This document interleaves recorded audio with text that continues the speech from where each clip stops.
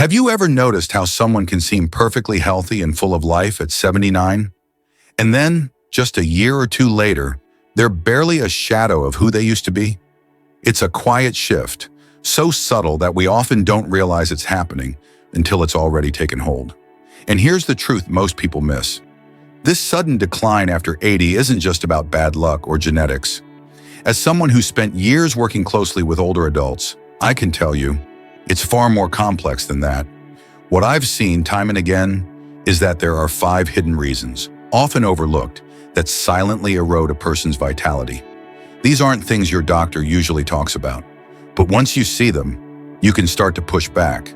And in this video, I'm going to walk you through each of those 5 things, so you can protect yourself or someone you love from fading too soon. Have you ever wondered what really changes when someone turns 80? Not on the outside, but deep inside, in the fabric of their daily life? As someone who's worked with older adults for decades, I've seen something heartbreaking happen time and time again. It's not just the big things that wear people down. It's the quiet disappearance of the little ones. Before 80, many people are still living independently, active, even sharp-minded. But then suddenly something shifts. It's subtle. They no longer walk to the corner store. They stop chatting with the mail carrier. They no longer strike up small conversations with the barista or their neighbor walking a dog. These tiny, seemingly insignificant moments, what we call micro-social connections, fade away. And when they do, something inside begins to wither. People often think it's the loss of close friends or family that causes the most emotional decline. But the truth? It's the loss of being seen. When no one makes eye contact with you anymore, when no one greets you with a smile, when strangers pass you like you're invisible, it chips away at your spirit. I've had older clients say, "It's like I stopped existing to the world." And when that sense of being invisible settles in, it doesn't just hurt emotionally, it starts affecting the brain. Cognition dulls, mood declines, and slowly, even the desire to go outside disappears. Not because someone can't, but because deep down they no longer feel like they matter out there. But here's the hope. Rebuilding these connections doesn't require grand gestures. It's a wave to the neighbor, a short conversation with the cashier, a shared smile with someone at the park. These are lifelines, more powerful than most realize.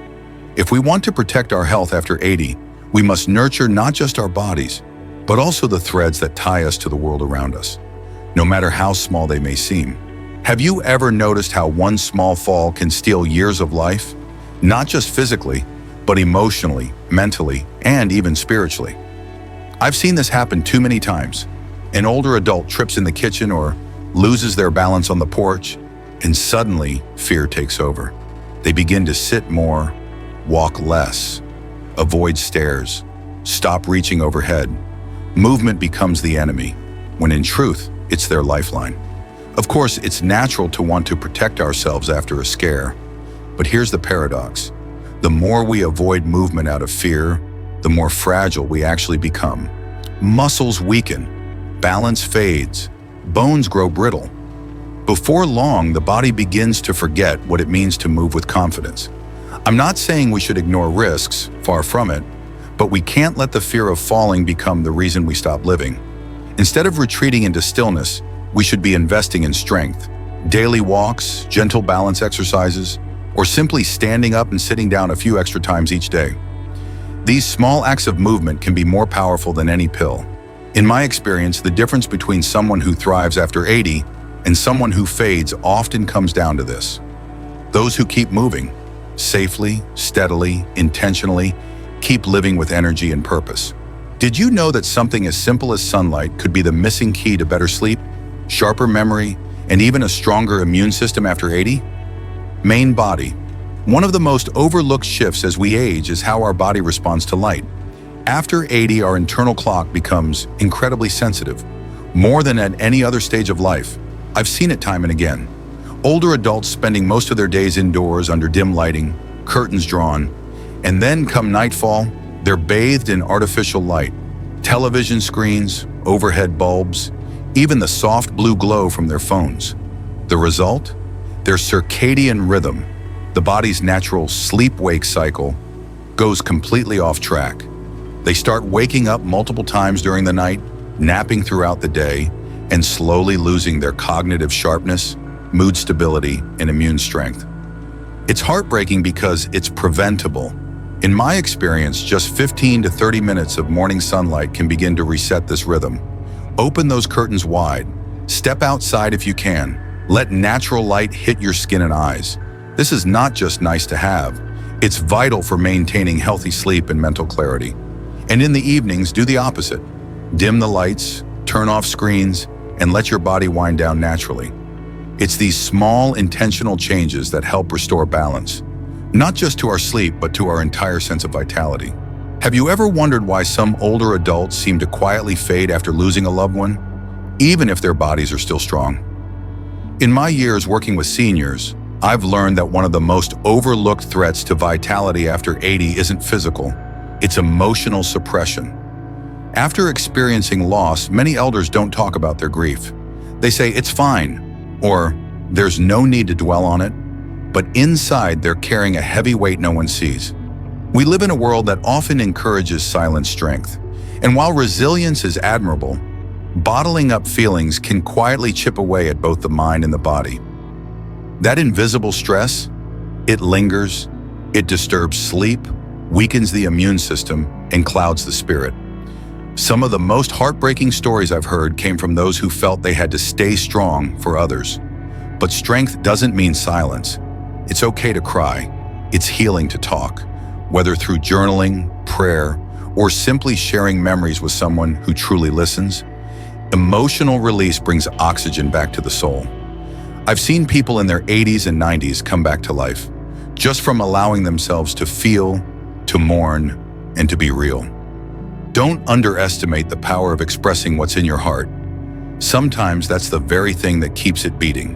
Have you ever wondered why some people seem to fade away after 80, even when they're physically fine? It's not always illness. It's often something much quieter, the loss of purpose. In my years of working with older adults, I've seen it time and time again. It's not just about living longer. It's about having a reason to wake up each morning.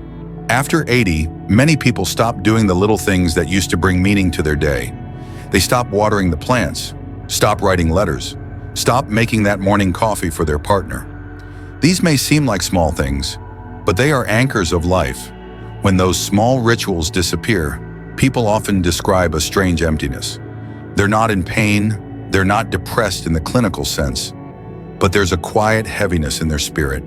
And over time, that emotional weight seeps into the body, energy fades, muscles weaken, and the will to engage with life slowly erodes. What I want to emphasize is this: purpose doesn't have to be grand. It can be as simple as taking care of a pet, baking cookies for the neighbors, or calling a friend once a week. These small things are not small at all. They keep us connected, alert, and emotionally alive.